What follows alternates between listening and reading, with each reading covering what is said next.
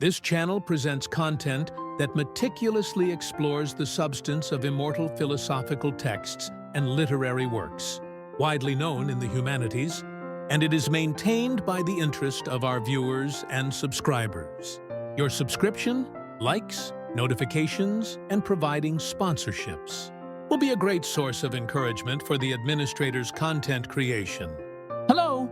Today, we will take the time to closely appreciate the content of Immanuel, Kant's critique of pure reason. Recently, after encountering Kant's unparalleled masterpiece, The Critique of Pure Reason, 1781, at age 57, I was seized by a sheer arrogance, a mere obstinacy to somehow vaguely grasp the contents of this vast book. I must confess that this was, quite literally, nothing more than obstinacy. I am neither a philosophy major, nor can I confidently assure you that I have read Kant's Critique of Pure Reason properly, nor is my scholarship deep enough to critique it. However, since anyone can question how often we can truly say we have properly read any book, I took the courage to summarize what I read and understood of Kant's Critique of Pure Reason. Based on my humble level of academic knowledge. Main discussion. First, Kant's Critique of Pure Reason begins its discussion with the problem of cognition, or knowledge. According to Kant, our cognition can never exist beyond our experience. Yet, simultaneously, Kant asserted that our cognition also exists a priori, and is not always induced solely from experience.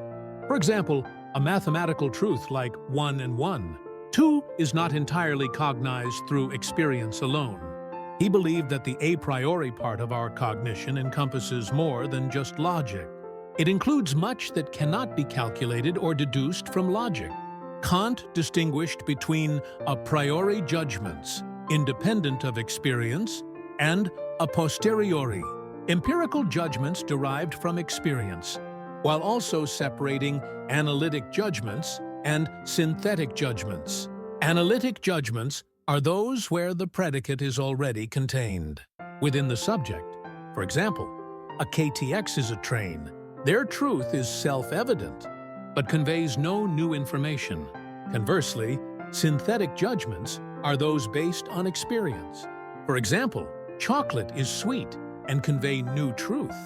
Crucially, Kant identified a class of judgments that are a priori yet synthetic. For example, theorems in mathematics. These are paramount because they transmit new truth while simultaneously possessing universal validity, which empirical judgments lack. Consequently, Kant's epistemological research focused on the possibility of a prioris, synthetic judgments, judgments that are both universally valid and convey new truth.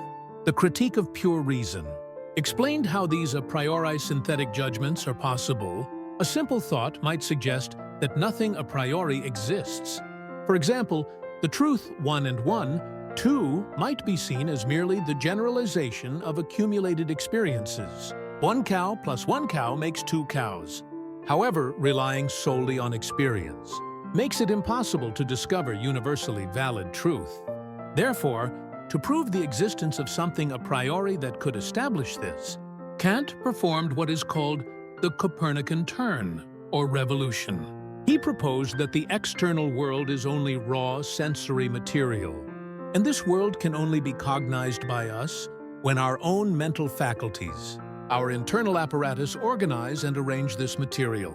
Our cognition, therefore, creates the external world as we experience it, overturning the traditional view that the external world creates our cognition. According to Kant, the thing in itself, ding and sick, which causes our sensations, does not reach our cognition. However, physical phenomena, not the thing in itself, are described through the a priori forms of our understanding Verstand, namely time and space. Time and space are thus crucial forms that structure all our experience. Furthermore, Kant derived 12 categories through the syllogism, including categories of quantity, unity, plurality, totality, categories of quality, reality, negation, limitation, categories of relation, substance, causality, community, Categories of modality: possibility, existence, necessity. Kant's epistemology posits that we apply these a priori categories to everything we experience, thereby cognizing the external world. Kant then discussed time and space, asserting their a priori nature. Regarding the a priority of space, his proof stated that the form of space must be a priori fundamental for me, to be able to imagine certain sensations concerning something outside me as being in different places, rather than merely diverse. Kant maintained that we cannot cognize anything beyond the realm of experience. Influenced by Hegel's dialectics, Kant employed thesis, affirmative, and antithesis, negative.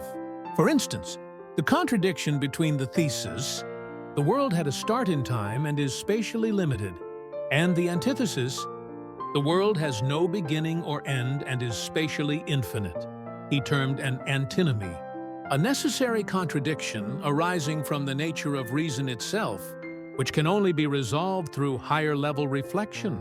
He further suggested this contradiction could be overcome through a synthesis, a particularly profound and challenging aspect of his theory. Kant extended his discussion beyond epistemology to practical philosophy, moral philosophy, ethics, and philosophy of religion, theology. Regarding religion, Kant argued that attempts to prove God's existence through pure reason, ontological, cosmological, physico-theological, inevitably fail and fall into absurdity. For instance, he critiqued the ontological proof, arguing that the concept of existence must never be treated as a predicate. Otherwise, the proof becomes circular or tautological. Kant concluded that rationally proving God's existence is only possible through customary law. God, freedom, immortality, these are ideas of reason, whose existence reason cannot prove, but can give us practical conviction about. These ideas are practical and inherently linked to morality. He concluded that if reason is used purely intellectually, it inevitably leads to error. Therefore, we can only correctly apply reason. When we use it solely for moral purposes, this shifted the primary philosophical concern from epistemology to the practical realm and the essence of morality. Following this shift, Kant published two key works on moral philosophy and ethics. Groundwork of the Metaphysics of Morals, 1785, and The Critique of Practical Reason, 1786. In these works, he fully engaged with concepts like the categorical imperative and the hypothetical imperative, discussing the good, morality, ethics, and universal general law. Critique. While the logic in Kant's Critique of Pure Reason undeniably showcases his genius, it is difficult to consider all his arguments compelling. First, a contradiction exists in his 12 categories. For example, regarding causality, Kant claimed the thing in itself is the cause of our sensation. Yet, he simultaneously stated the thing in itself is an unreachable, noumenal domain, where the categories cannot be applied. Therefore, asserting the ding and sick is a cause. A category creates a contradiction. Furthermore, his claim that free will is the cause of events in space and time is counterintuitive. Major events, like natural disasters, are clearly not products of our free will. The identity of the free deciding subject, human or God, remains abstract and unprovable. Another difficulty lies in his proof for the a priority of space. Kant argued that the concept of outside me requires space to be a priori. However, within Kant's own logic, the I also belongs to the thing in itself and is therefore uncognizable and non-phenomenal. This makes the very concept of outside me logically problematic. Conclusion. As observed, one cannot help but admire the profound theoretical depth and inaccessible genius of Kant's logic and claims. However, we must note that there are difficulties that prevent us from simply following Kant's arguments verbatim. Despite these challenges, why is Kant still ultimately revered by scholars as the highest revered philosopher of all time? The reason is that his philosophy of cognition, by defining a realm of the unknowable noumenal realm outside experience, while seeking to cognize the realm of experience through rational categories, brought about a great turn toward human-centered philosophy following the medieval Dark Ages of philosophy, which had relied solely on God. Your subscription, likes, notifications, and providing sponsorships will be a great source of encouragement for the administrator's content creation. Thank you for watching.